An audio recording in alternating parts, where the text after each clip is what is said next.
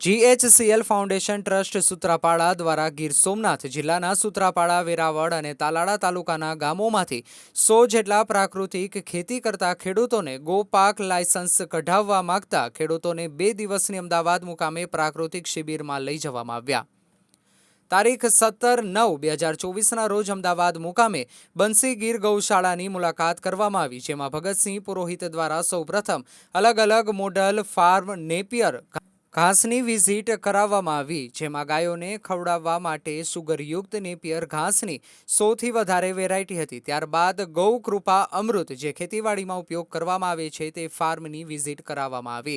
ત્યારબાદ ગૌશાળાની મુલાકાત કરવામાં આવી, જેમાં નાના વાસરડુથી લઈને વયસ્ક ગાયકોને રહેવા માટે તેમજ તેમને આપવામાં આવતા ખોરાક વિશે માહિતી આપી। ગૌશાળામાં રહેતી દરેક ગાય માતા વાસરડું તેમજ નંદીના અલગ અલગ નામથી બોલાવવામાં આવે છે, જ્યાં ગીર ગાયની આશરે 800થી વધારે ગાય તેમની ગૌશાળામાં રાખી છે।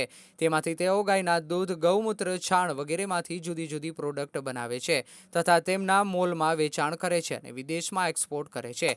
ત્યારબાદ બપોરના ભોજન બાદ બંસી ગીર ગૌશાળાના ફાઉન્ડર ગોપાલભાઈ સુતરિયાએ સર્વે ખેડૂત મિત્રો સાથે તાલીમ રાખવામાં આવી, જેમાં પ્રેઝન્ટેશન દ્વારા જુદા જુદા રાજ્યમાં ગોપાલભાઈ સુતરિયા દ્વારા આપવામાં આવેલ ગૌકૃપા અમૃતથી કઠણ જમીનને કેવી રીતે ફળદ્રુપ બનાવી તેમના વિડીયો તેમજ ફોટોગ્રાફ દ્વારા ખેડૂતોને વિસ્તૃતમાં માહિતી આપવામાં આવી। ગોપાલભાઈ સુતરિયાએ કહ્યું કે ઓછામાં ઓછા 10 ગુઠા જમીનથી શરૂઆત કરી એમાંથી ખેડૂત પોતાની જાતે રિઝલ્ટ મેળવી અને તેમની તમામ ખેતીમાં ગૌકૃપા અમૃતનો ઉપયોગ કરવા સૂચન કર્યું। તેમજ તેમના આશ્રમમાં બાળકોને ગુરુકુળ વિદ્યાપીઠ દ્વારા ઋષિ મુનિઓ દ્વારા આપવામાં આવતું શિક્ષણ બાળકોને ભણાવવામાં આવે છે। ભારતની સંસ્કૃતિ બાળકોને શ્રમકામ અને પ્રકૃતિની જાળવણી કરવા પ્રેરિત કરે છે।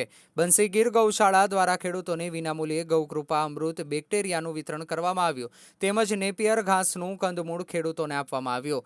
ગૌકૃપા અમૃત જે 200 લીટરના બેરલમાં 200 લીટર પાણી, 2 કિલો દેશી ગોળ, 2 લીટર દેશી ગાયની છાશ અને ગૌ કૃપા અમૃતના 1 લીટર બેક્ટેરિયા ઉમેરી જે સવાર સાંજ ઘડિયાળના કાંટાની બરાબર હલાવતું રહેવાનું 6 દિવસની અંદર જે મિશ્રણ તૈયાર થાય છે જમીનમાં પાણી સાથે પીવડાવી શકે છે અથવા સ્પ્રે દ્વારા છંટકાવ કરી શકે છે। તારીખ 18/9/2024ના ગાંધીનગર જિલ્લાના માણસા તાલુકામાં આવેલ ગ્રામ ભારતી સંસ્થાની મુલાકાત કરાવવામાં આવી।